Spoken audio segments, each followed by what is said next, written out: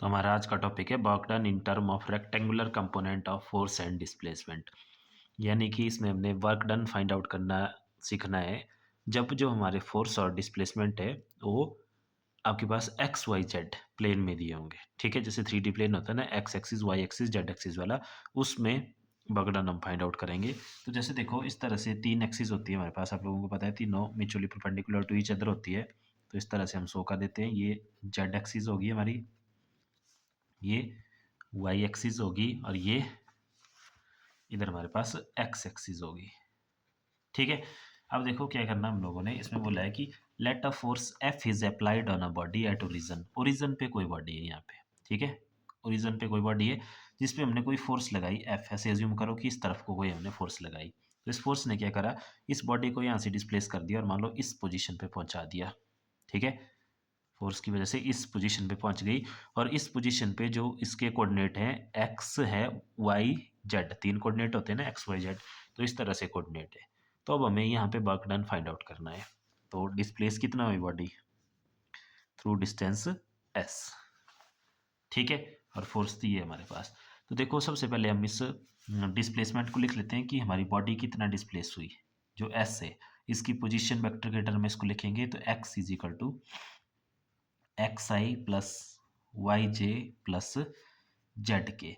क्योंकि यहाँ पे देखो तीन इसके कोऑर्डिनेट हैं, एक्स वाई जेड, तो एक्स वाई जेड तीनों कोऑर्डिनेट में लिखना होगा। और वेक्टर वाले चैप्टर में हमने पोजीशन वेक्टर लिखना सीखा था, उसमें हमने देखा था कि इसमें लिखते थे हम इसको एक्स प्लस वाई प्लस जे, और साथ में यूनिट वेक्टर। तो एक्स एक्सिस का यूनिट वेक्टर होता था, जो डायरेक्शन बताता था वो होता था आई कैप, और वाई का जे कैप, और जेड का के कैप। तो इस तरह से हम लिखते थे, ये सारा हमने उसमें सीखा हुआ है। तो ये आ गया हमारे पास डिस्प्लेसमेंट एस की वैल्यू। इसी तरह से अब देखो इस फोर्स को भी हम रिजॉल्व करेंगे। तो जो फोर्स है हमारे पास, वो कुछ कंपोनेंट उसका एक्स एक्सिस में रहा होगा, प्लस कुछ कंपोनेंट उसका वाई एक्सिस में रहा होगा, प्लस कुछ कंपोनेंट उसका जेड एक्सिस में रहा होगा। और साथ में इसके भी यूनिट वेक्टर लिखेंगे, तो एक्स के लिए आई कैप, वाई के लिए जे कैप, और जेड के लिए के कैप। तो ये हो गया हमारे पास फोर्स भी इसके कंपोनेंट में, और डिस्प्लेसमेंट भी इसके कंपोनेंट में। अब हमें पता है वर्क डन क्या होता है हमारे पास, वो होता है हमारे पास एफ डॉट एस, यानी कि फोर्स और डिस्प्लेसमेंट का डॉट प्रोडक्ट। तो फोर्स हमारे पास ये है और डिस्प्लेसमेंट ये है, तो लिख दो इसको, तो कितना हो जाएगा देखो, F x I plus F Y J plus F Z के, और साथ में डॉट, आगे क्या होगा नीचे लिख रहा हूँ मैं यहाँ पे, एस की value S x I plus Y J plus Z के।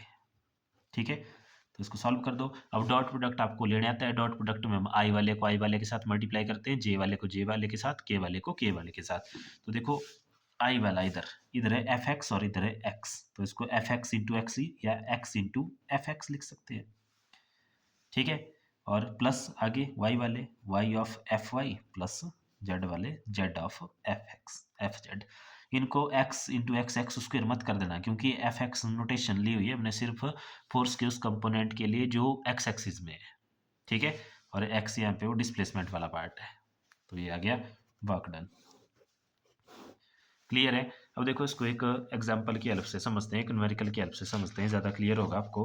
तो न्यूमेरिकल है हमारे पास, इसका सिंपल, हमें फोर्स दी हुई है F is equal to, vector form में दी है, 2i plus 3j minus 5k newton, और बॉडी जो डिस्प्लेस हुई उसकी डिस्प्लेसमेंट हमें दी हुई है 2i plus 4j plus 3k metre. तो यहाँ पे वर्क डन पूछा है, तो वर्क डन हम वैसे ही निकालेंगे। देखो अभी दिखा हमने, work done is F dot S. तो एफ की वैल्यू क्या है यहाँ पे, 2i plus 3j minus 5k, ठीक है, न्यूटन, और डॉट आगे डिस्प्लेसमेंट दैट इज एस, वो हमारे पास 2i plus 4j plus 3k metre. तो कर दो, आई वाले के साथ मल्टीप्लाई, तो 2 इंटू टू हो गया 4, और आई डॉट आई होता है 1 आपके पास। ठीक है, अब देखो प्लस 3 इंटू 4 हो गया, 3 4 जा 12, जे डॉट जे भी 1 होता है, और आगे देखो के वाला, तो ये माइनस का है प्लस का है, तो प्लस माइनस होता है माइनस, और 5 3 हो गया 15, और ये के यहाँ पे, तो के डॉट के हो गया 1, तो दैट इज़ ये आ गया आपके पास आंसर। और ये वर्क निकल रहा है, तो वर्क ऐसा यूनिट या तो न्यूटन मीटर लिख लो या सीधा ही जूल लिख लो इसको, और कर दो इसको सॉल्व। तो ये कितना हो गया, ये हो गया 4 + 12 16 - 15 दैट इज़ 1 जूल। तो यानी कि इस केस में जो वर्क हुई हमारे पास हुआ है 1 जूल के इक्वल। ठीक है। अब ये डॉट प्रोडक्ट जैसे वेक्टर के चैप्टर में सीखा है ना निकालना, अगर नहीं आता तो उसकी भी लिंक डिस्क्रिप्शन में जाके सीख लो पहले। तो आज के लिए इतना ही, बाकी देखेंगे कल।